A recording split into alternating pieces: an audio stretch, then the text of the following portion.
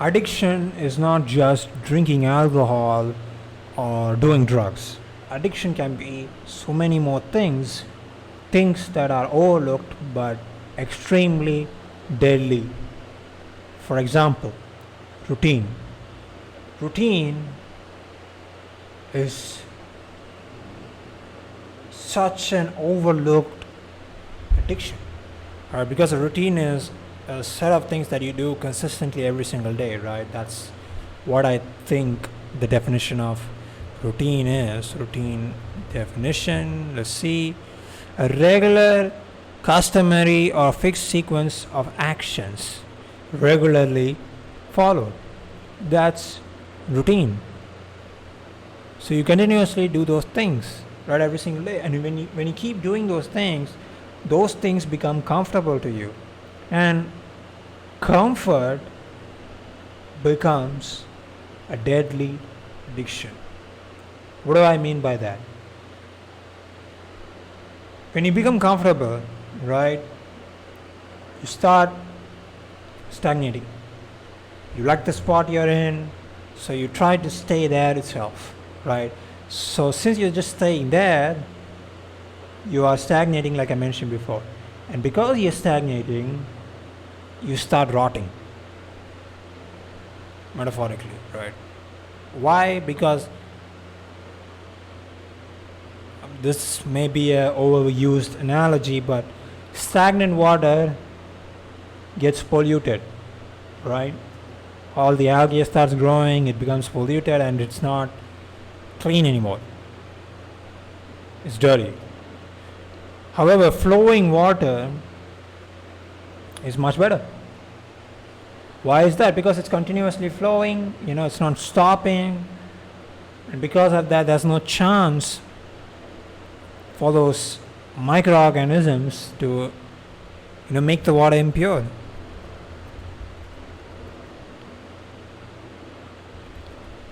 Let me go to Google. Yeah, okay. Flowing water is generally safer than stagnant water because of constant movement and higher oxygen levels, which prevent the buildup of harmful bacteria, algae, and insect larvae. See? There's continuous flow, there's more oxygen, there's constant movement. That's why it's way better than stagnant water, right? Only when you consistently improve yourself, only when you constantly push yourself out of your comfort zone will you continue improving, or else you'll start stagnating and then you'll start declining. Let's take a business, for example, right? Let's say you are at a particular revenue mark and you stopped all growth, right? There's no growth, there's no net new growth in revenue, and it's just stagnating at a particular revenue mark, like I mentioned before. Churn is real. That churn will eventually eat it out. Pause. Eat the business alive. Because, like I mentioned before, churn is inevitable, and even if it's 1%, eventually the business will go to zero, if there is no net new growth at all. So yeah,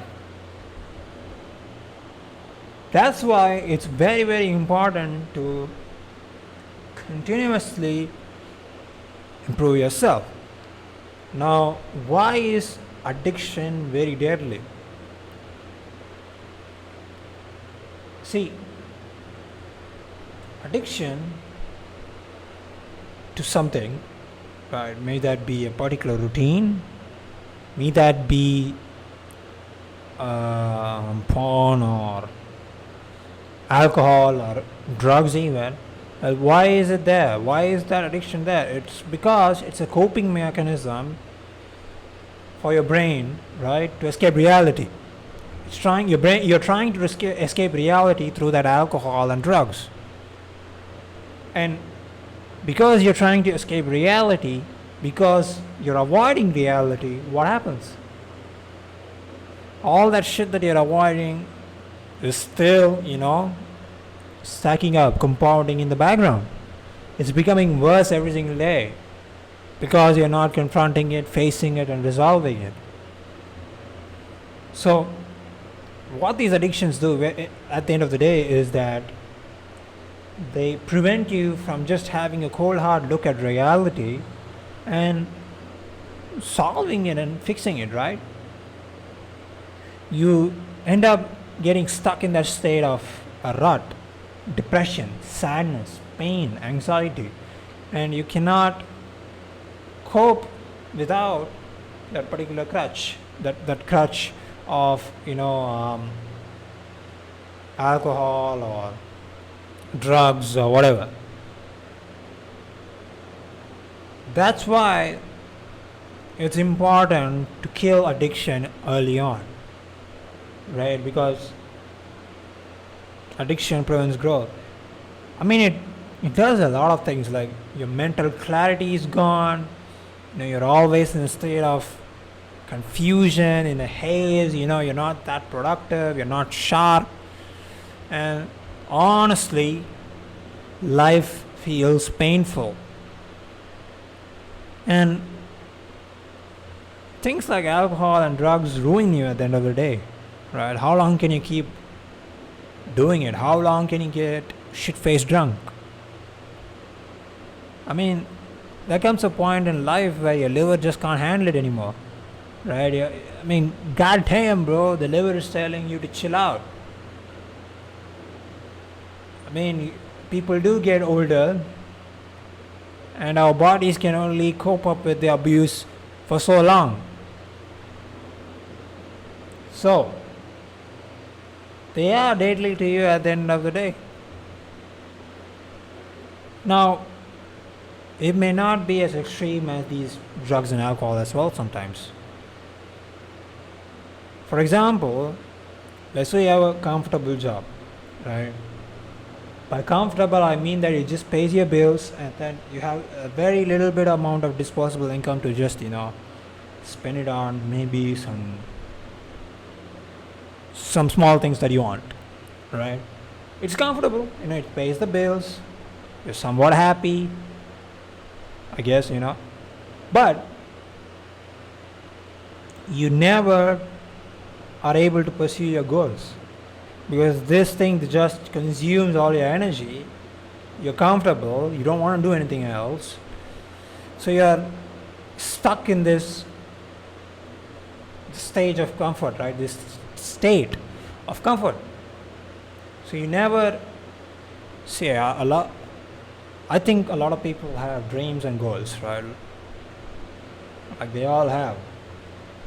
I think everybody at some point in life wanted to become someone, right? But down the road, they either become comfortable or they either become comfortable with the life that they have right now, or they never confronted reality and never went at it, went at 100% at their goals. I hope that makes sense, right? They end up just giving up. May that be due to some circumstances or whatever.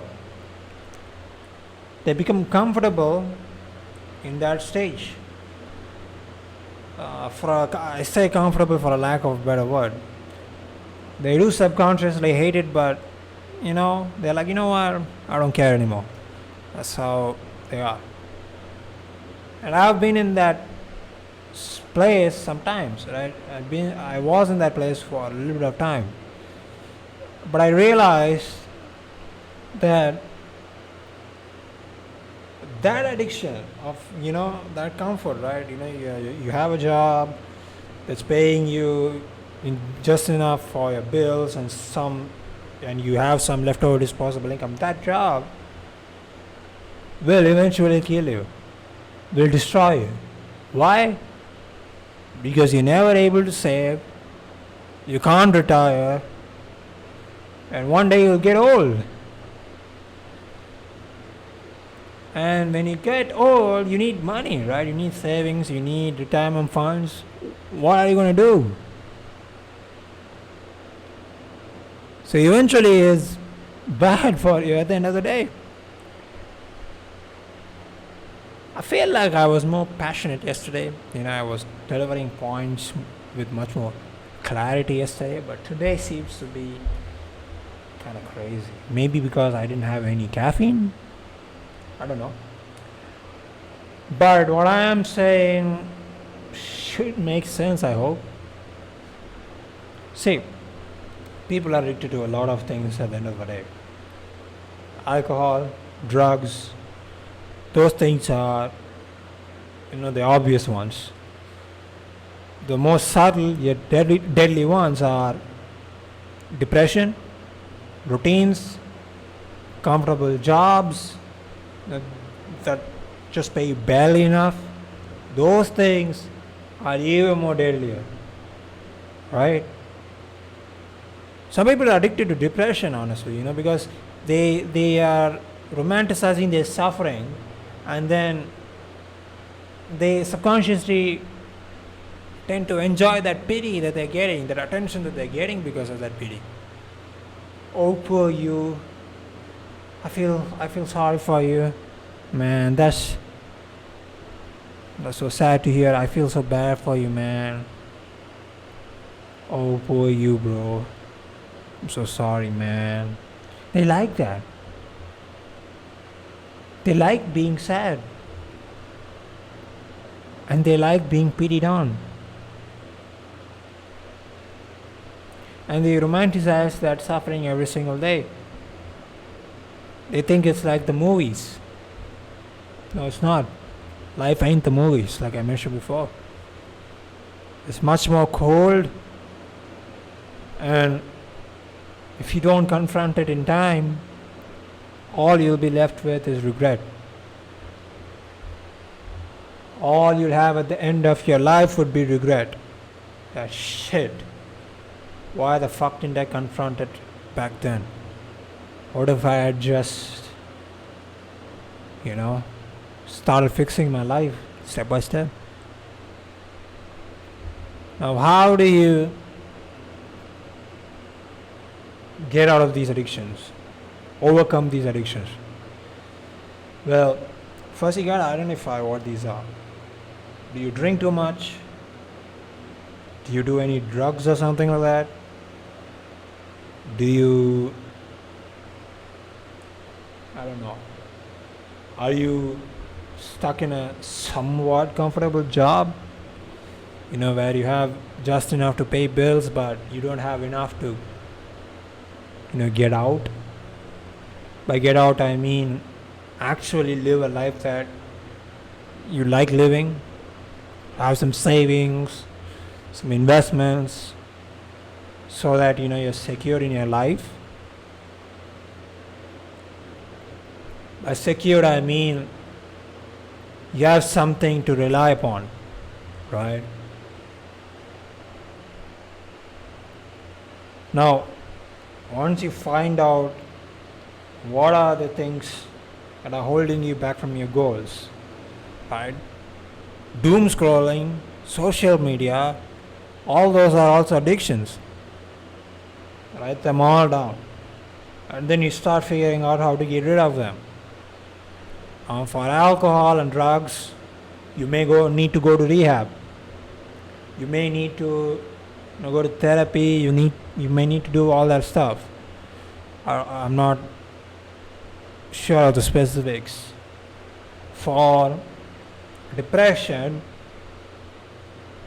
you just need to stop feeling sorry for yourself, and you need to realize that this pity that you're having, this pity that you're getting from other people is fake.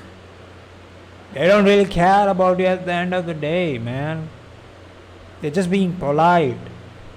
I'm sorry to say this, but except for family and a few good friends and some really good strangers, no one cares.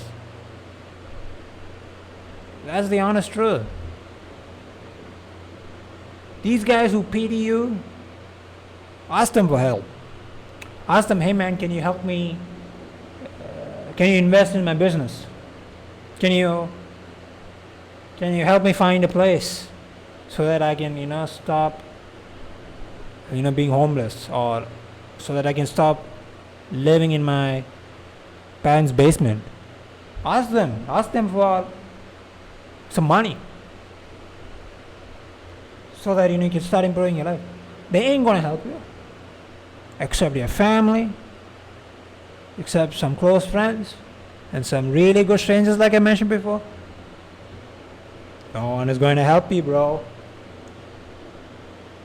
No one. Sometimes family itself is your biggest enemy.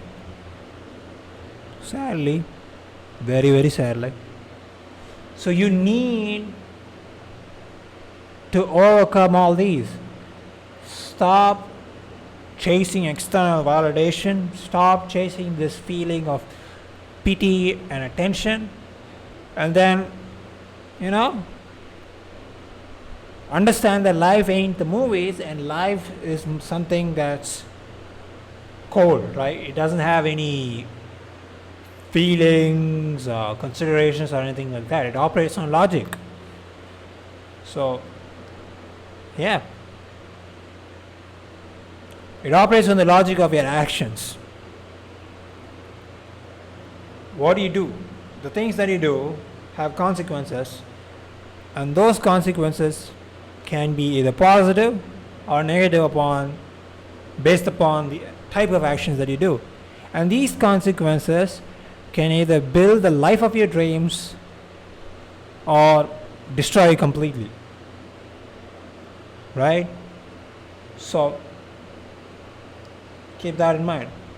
Now for the job, that somewhat comfortable job, what do? Well, it may be as simple as getting another job, maybe a small part-time gig, and then taking that extra income and reinvesting it in yourself, maybe to improve your skills, right? May that be getting a certification or a license or something like that will allow you to progress in your career, or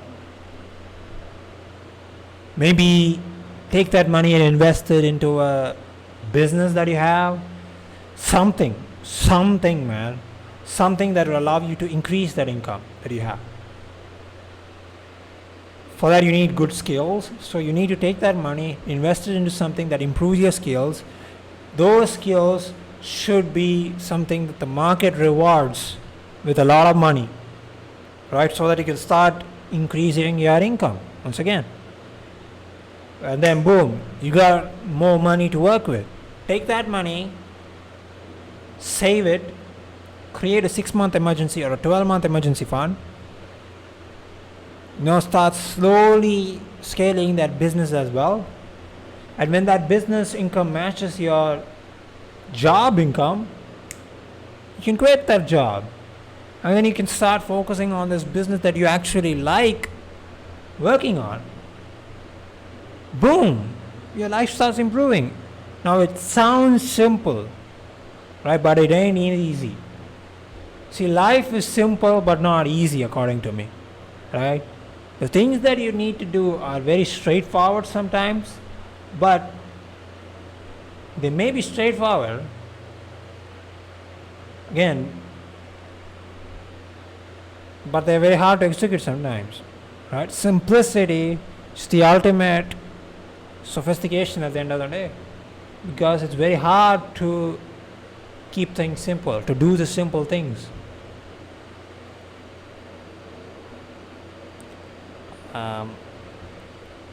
Yeah, I hope that this was useful.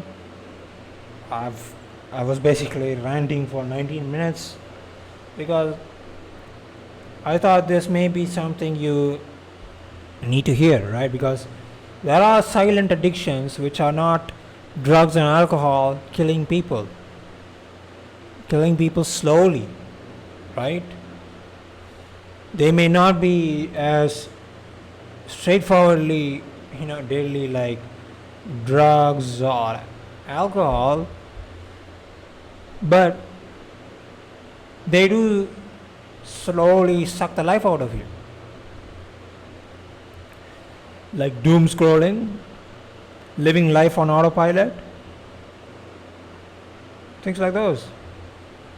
You need to kill those addictions, to destroy those addictions as early as possible. Do not wait until it's too late. With that being said, I'll see you in the next one.